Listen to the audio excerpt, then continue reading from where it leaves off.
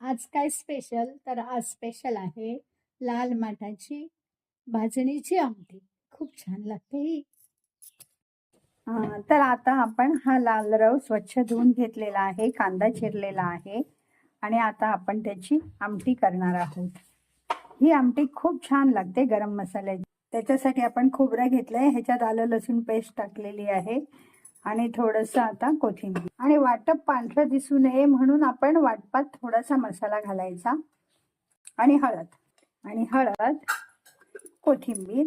आता हे आपण वाटप लावून घेऊया आणि बाकीचा मसाला आहे ना, तो आपण फोडणीला टाकताना घालूया. तेल छान तापलेलं आहे आणि आता आपण त्याच्यात लसूण घालतोय,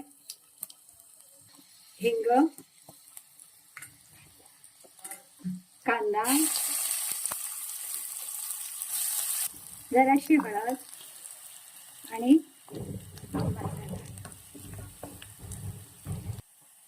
आणि थोडं गरम मसाला. कांदा छान भाजलेला आहे, ह्याच्यात आता आपण हा रव घालतोय.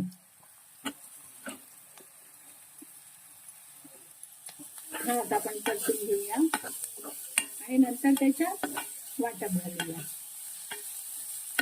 आणि आता थोडंसं आपण त्याच्यात वाटप घातलेलं आहे, हे पण आता आपण छान परतून घेत आहोत.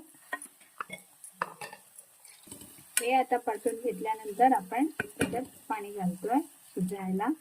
हा खरं तर पट्टीशी शिजतो. आणि मीठ